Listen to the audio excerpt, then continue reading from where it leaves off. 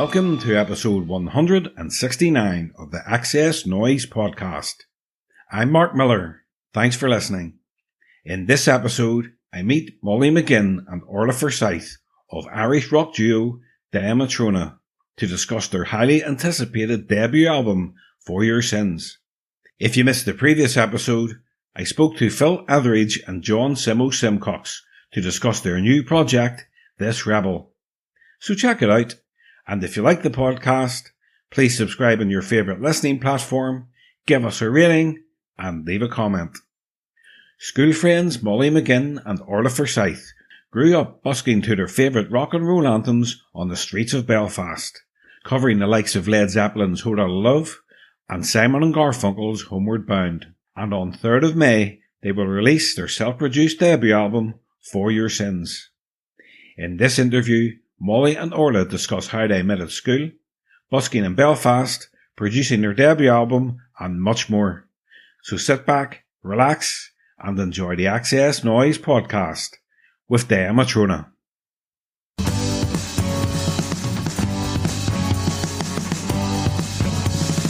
Hi Orla, hi Mollie, welcome to the XS Noize Podcast. Hello Mark, thanks for having us. Excited to chat today. Absolutely, it's great to have you. I'd like to go back to the start. So can you remember the first band or artist that made you pay attention to music? Ooh, I think it was Fleetwood Max for us when we were in school. I think they were the one we really bonded over. And there was a few songs as well. I think there was Dolly Parton's Applejack and Hotel California. I think were the songs we were both fans of. And then when we discovered the other one was fans of it too, I think that was a clicking moment. Yeah, definitely agree. You're very much into classic rock. So why are you drawn to that genre?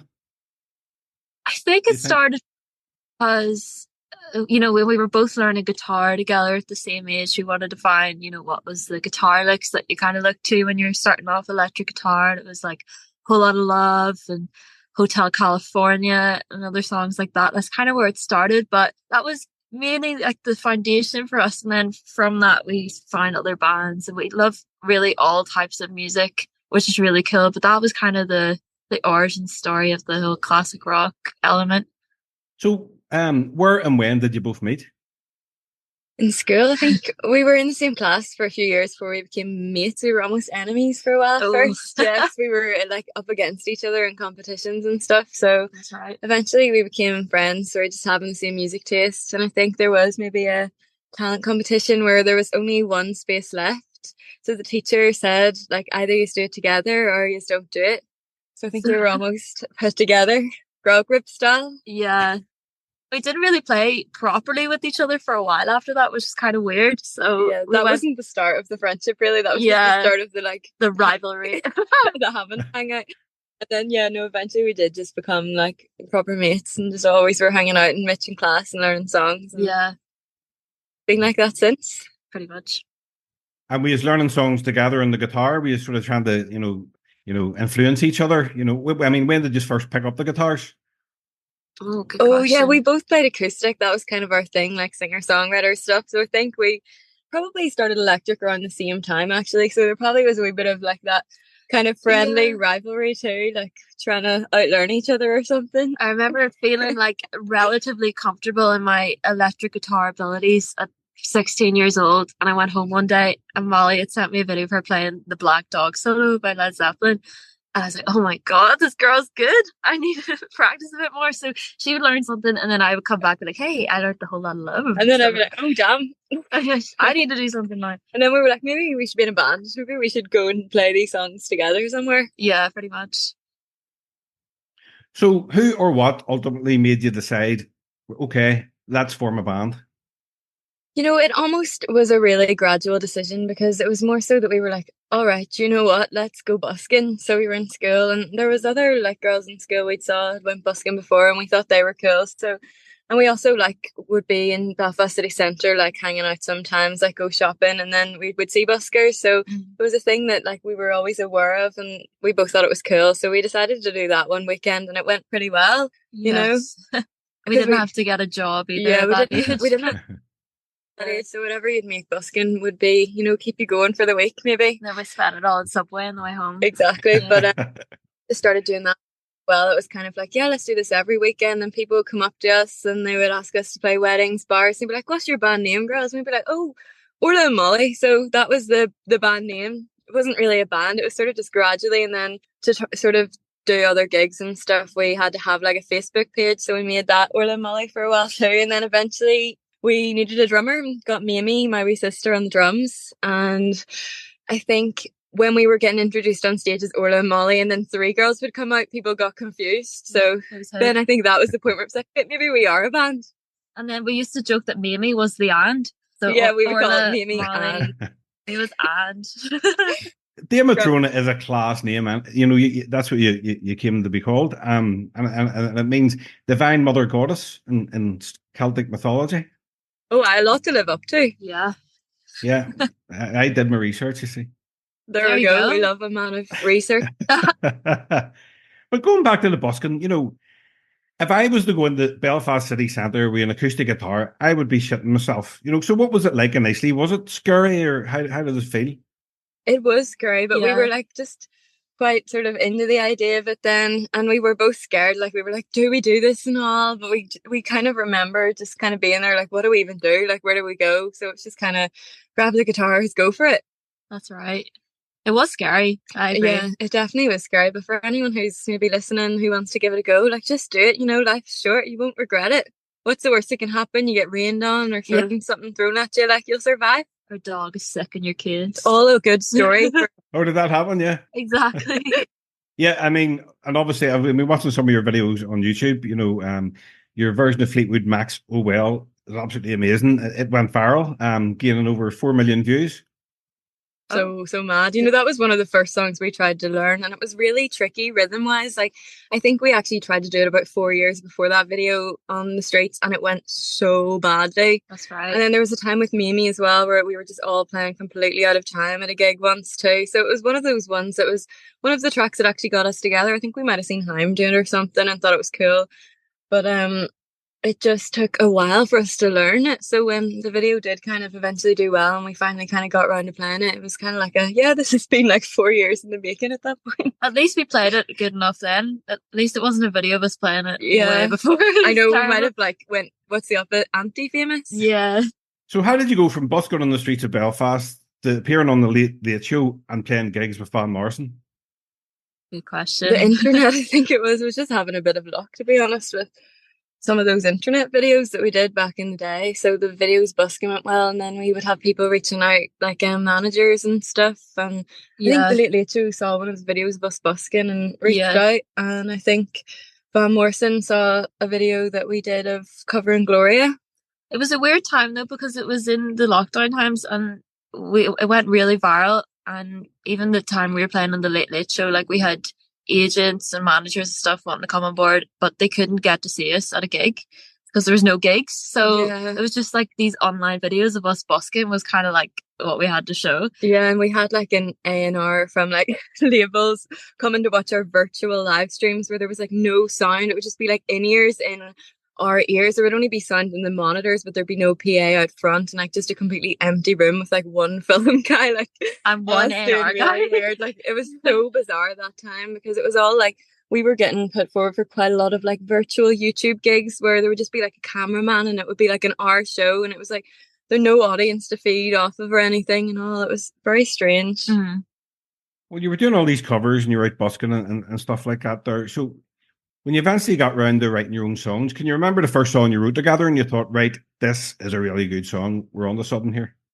Oh, the first one was a song we wrote called Stressed, which we were missing class sort of homework test thing. I think it was GCSEs. And we had our exam and we were like, didn't revise. So we were like sitting in the cloakroom in school and we were like, stress everywhere. Stress everywhere. So that was the first time we started off writing joke songs. We would just like write songs about who was pissing us off or something. Girl or on the bus, like something that was happening, and then eventually I think we were like, maybe we should try and write like a not joke song. So what was the first not together? I don't know. I think it was called Heart possibly, maybe, way back when we were in our teenage years, but I don't know which song was the song that made us like, that's a good song. Do you have any? I don't know. Maybe we're still looking for it. Yeah. We're still looking for it. Has music always been the career path you wanted to follow, or did you have other ambitions growing up? Yeah, I think for me, music was always like the main goal. Like I really wanted to be a musician. I always wanted to be a musician, but I was kind of a child that had a lot of different interests. So it was kind of a private detective one day and then a musician the other, and then maybe like a GAA star the next day. But music was always there my whole childhood as well. Yeah. Well, you'll release your highly anticipated debut album, For Your Sins, on 3rd of May. So how does it feel that you've got a body of work coming out soon? Oh, it feels really good because it does feel like we've been trying to get to this place for a while and we just wanted it to be right. So we have been taking our time and we are very proud of it. It does feel like us and there's a lot of stuff that we're really happy with on there. It's very exciting. It's taken a while, like Molly said, but I think last year after our tour, like, oh, our album is going to come out in May. And then everyone kind of copped onto this and we're like, oh my God, we actually have to do it. Said it now in all our comments, be like, can't wait for the album in May. And we kind of said this like in passing, but it's coming out in May, which is really cool. So we kind of stuck to our deadline, which is fun. Yeah. Yeah, it's a fantastic album, I have to say. I've really, really been enjoying it. I've been playing it quite a lot. The album explores a variety of themes. Could you share some insights into the inspiration behind the album and the creative journey it represents for you? Yeah, there was a lot of different inspirations for the album. I think the first song that we really felt was like had to go in the album was Stamp on It. I felt we had been trying to sort of find our sound or find what sort of felt like us, and when we wrote that one at the time, we always knew it would be on the album. Mm-hmm. And then that was kind of the journey. We wrote so many songs that didn't make the album that maybe we'll make album 2. We've got a lot of tracks, but I think as well the track that really finished the album, or the track that we were like, yeah, we now have basically got the album done, was Stuck on You too. So that was a really fun one, and I think you can almost see from Stamp on It to Stuck on You the progression as well, sort of in our sound. Yeah. And I seen you posted on social media the other day that Stuck on You has hit 1,000 or 100,000 streams on Spotify in less than a month. That's so crazy for us. Yeah, we couldn't believe that at all. I think it's like our first song that's kind of got so far in such a small space of time, which was really, really cool. People have reacted really well to it, which we didn't know what to expect when we were dropping it, but we've just been really happy with the response. 100%, yeah. Yeah, it's a great track. And you also said it was played on Radio 1, so that must have been amazing hearing it playing on national radio. That was so fun. It was our first Radio 1 play too, so that was really cool. Around my room. So what was the songwriting process for the album? Does somebody come up with riffs first, or do you come up with riffs and then lyrics? Or how do you do it? It's different for each one. I think with Stuck on You, we started with kind of had a drum beat, and I think I sort of had the chorus idea and pre-chorus idea, and then Orla really came with the cool guitar riff at the start. And I think we did sort of sit on the lyrics for the verses and stuff together. So it's always very collaborative. Like maybe one of us has a chorus idea or a lyric idea, and then we'll meet. Or sometimes actually probably half the album we're sitting in the room together, and we almost come up with the whole thing at the same time. Mm-hmm. Let's talk about some other songs. My favourite song on the album is Every Night I Want You. I love it. It's so chilled. I love the guitar on it and stuff like that. What can you tell me about that track? Well, that's cool that you like it. That track, it's kind of like a nice, warm, sunny day vibe to it, I think, when I listened to it. That was one, I think we took a while to kind of flesh it out. It started as a sort of, a demo with not a lot happening, and had some nice jazzy chords in it. And then what were you going to go ahead? It was written pretty quick, wasn't it? But it was the arrangement. It took a while to get there, but I think we're pretty happy with how it got to the point it is now. I like the bass line in it, actually. Oh, it's such a cool bass line. It was kind of our first dipping into a wee bit of jazz influences in that one, actually. Yeah. Jazzy rock. Jazzy rock. There you go. Yeah, it's great. It's sort of, after a few heavier tracks, it's sort of, you just chill out with it. It was a nice surprise. That's nice to hear, because we honestly didn't know how it would go down. We're like, how is this going to sit after having the heavier stuff? So that's nice to hear that. Thank you. Yeah, we were definitely inspired by kind of Fleetwood Mac as well. The way they'll have a lot of bluesy moments where they can do the kind of ballad like Landslide, but then they'll also go into the really fun little pop numbers about kind of romance and stuff. So that was how we were feeling with that track. Yeah, that's true. It's a good vibe, I think. Mm-hmm. Yeah, really, really is. Another favourite is So Damn Dangerous. Oh, cool. Yeah, that might be one of my favourites from the album too, actually. Yeah, I like that one because I think it's a bit less is more, maybe. When we play it live, it's fun. I think it goes down pretty well, and I like the lyrics, and it has just a nice vibe about it. So it was really fun to work on that song too. Yeah, especially the lyrics. I think that was one of the ones where we kind of did sit on the lyrics for quite a while together, trying to get them right. Whereas some of the songs, I think Stamp on It, like it was just, we wrote that one in like 15 minutes or something. Pretty instant. And like we just kind of like made up the lyrics in like an improv kind of jam, and then we just kept them. Like we never really went over them. Maybe you can tell. Who knows? But yeah, sometimes we do think about things more. Yeah. Black Rain, the final track, it's a great way to end the album. What can you tell me about that song? Oh, it might be one of the darkest ones on the album. I think it and Red Button and Stuck in You are kind of the dark trilogy of the album.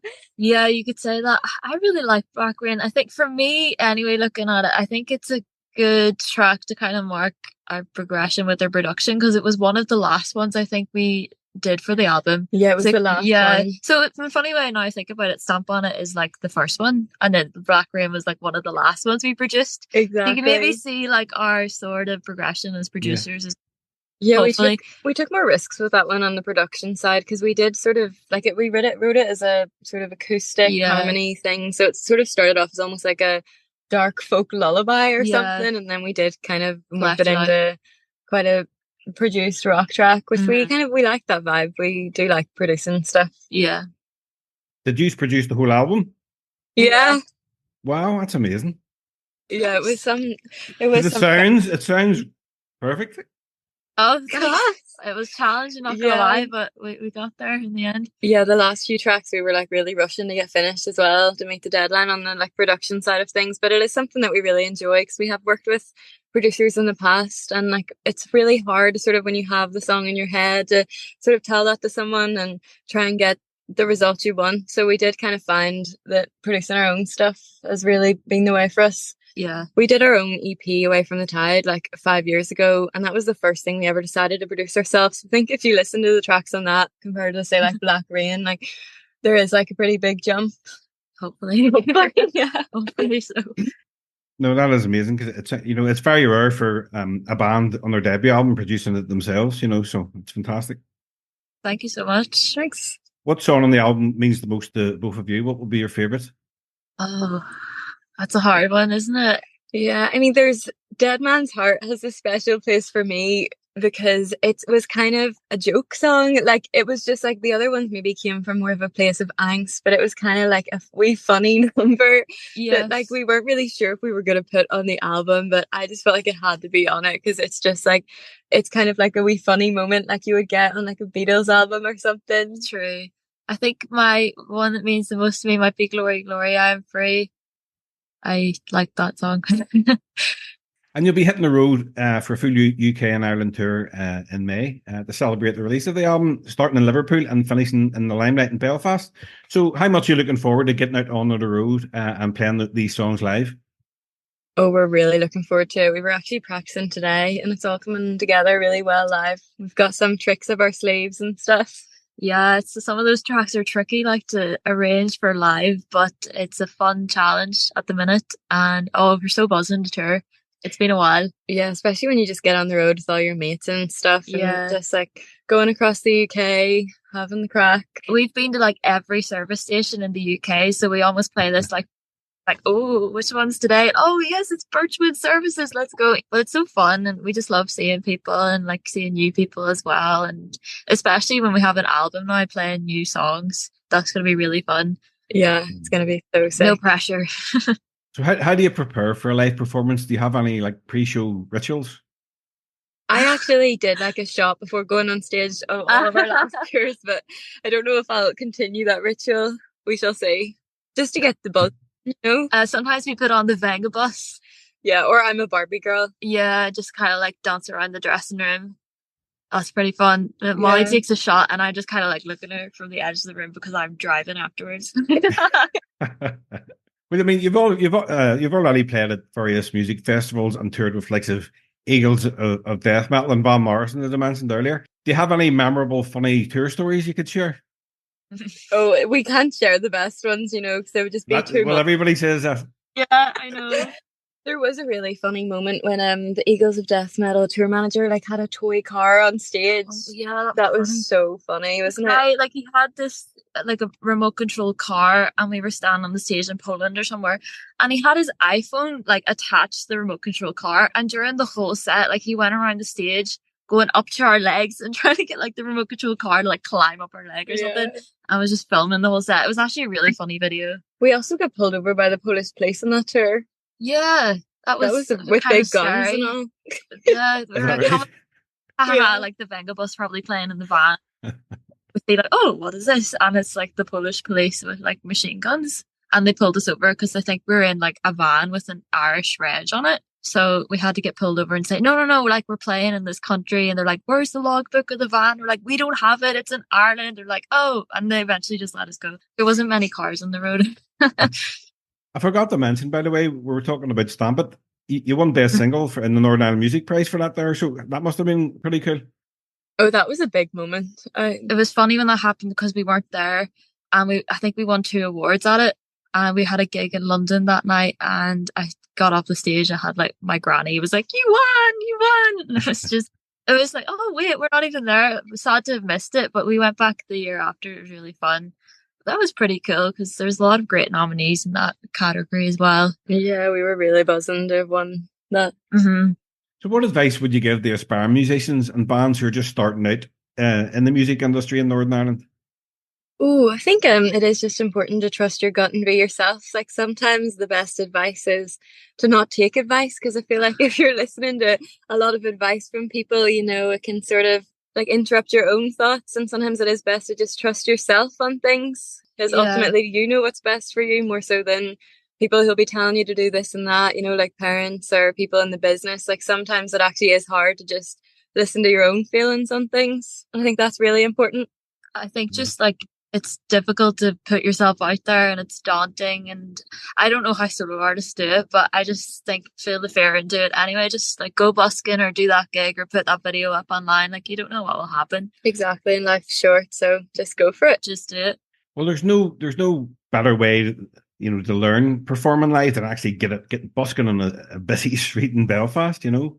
You certainly can. I think busking was the best like education for us as a band, hands down. And just in general, like with stuff going wrong, so much goes like haywire with busking as well. It does. It gives you good sort of crisis management skills. But yeah, we've had a lot of interesting times busking, and it was always our favourite gig. Like we would still do it. We absolutely love busking. Yeah, we might actually do a few like pop-up busking moments before the tour. We were thinking about it. Who knows?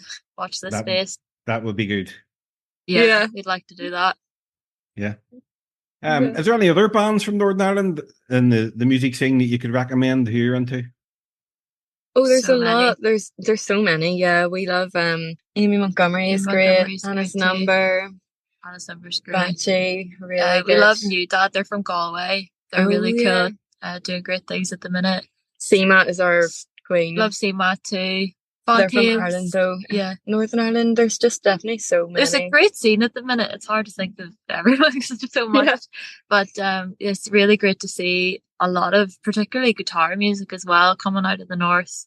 And it's a great scene to be a part of. Like when we were starting out, we felt really encouraged. Just a lot of gigs happening all the time. So it's great music here. I like to ask my guests the following questions. If you could go back and relive one musical moment from your career so far, what would it be? Oh, ooh, that's hard. That's really hard. Yeah. Oh, that gig we did in the O2 Kentish Forum was so fun. That was really fun. It was like our first big gig. We were playing to like 3,000 people. And, like the only gigs we'd done before that were busking. So this was right after lockdown, like when things had finally opened up in England before they had here. And we were just kind of launched into the deep end after all the viral stuff, and only ever having really done like pub gigs and busking and weddings and stuff, to just play in this like huge room, like sold out as well. It was crazy. The coolest thing was there was 2 support acts, and we were the first one on pretty early, and we were kind of thinking, right, the doors have just opened, no one will really go. And we got on, and it was like capacity crowd, and we started playing, and all these like girls about our age and all at the front were like screaming, and I thought, oh, the guy from like the main band, I don't know how, must have came on and like stood behind us, and I looked around, there was no one there. They were actually like screaming for us. It's like, what is happening? So it was an amazing gig. Definitely loved that. Yeah, Rock Werder was so fun as well. Rock Werder in Belgium. Yeah, we got to watch like Måneskin from like behind the stage and stuff, and Youngblood and loads of really, really cool acts. Phoebe Bridgers. Yeah. And it was just this insane like artist area. We were walking around and like just walking past like Phoebe Bridgers. We had like the same dressing room as all of them, and like we were just like, they were all kind of just hanging about, and it was so weird. We were like, we don't belong here. For us music fans, music is the soundtrack to our memories. So what song or album, when you listen to it, brings back the best memories for you? Song or album?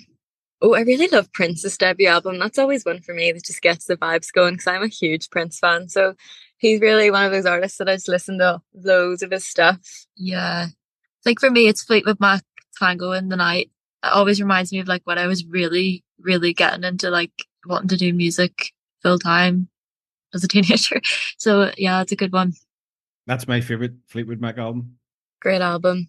I have also been checking out DM's Top Bops. Oh, no way. And there's some tracks, you know, Jeff Buckley, So Real, absolutely amazing. That album, you know, it's just one of the best ever. Personal Jesus, Depeche Mode, and Patti Smith, Dancing Barefoot. All the right tracks, yeah. Yeah. We had good fun making that playlist. It was kind of just songs that inspired the album and stuff. So anybody listening, you know, head on over to Spotify. DM's Top Bop. I love that title. We were going to call it Pops or something, but I thought, nah, DM. Just a couple more, guys. What song or album is your guilty pleasure? Oh, I'm trying to think. I personally love a wee bit of Madonna.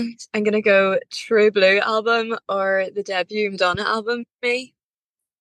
Or guilty pleasures. No, there shouldn't be guilty pleasures in music, people, you know? Yeah, mine is Enya, Orinoco Flow. I love that song. It's a brilliant tune, but I just love Enya as well. Actually, my number 2 artist this year, which really confused me, was Boney M. Who number 1 was Prince. What was yours? My number 1 artist was like Enya, I think. I just, you know, soothing vibes when you're making an album is stressful. You need to listen to just chilled out music, you know? Yeah, Enya is like a real chill vibe for us. 100%. Like, when you just need to chill. Who can say? Yeah. We just needed to keep the vibes. Yeah, I love Orinoco Flow. Masterpiece, love it. That should be in DM's Top Bops. I don't think it is. That'll be in. Yes, that should be in there. I'm going to check later.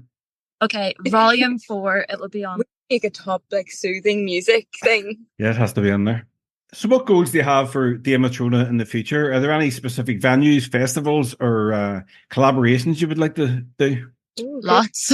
Good question. Yeah, I mean, I guess the dream would be to meet Stevie Nicks, I think. Yeah. That has to be one of the goals. We're just going to manifest that now, right? And to get over to America too. Like, that's like such a big goal for us, especially with social media. Like, I think we have more American followers on that than like the UK. Like, it would be, I think we've got over 50% Americans online as fans. So we just would love to get over there and like play in America soon.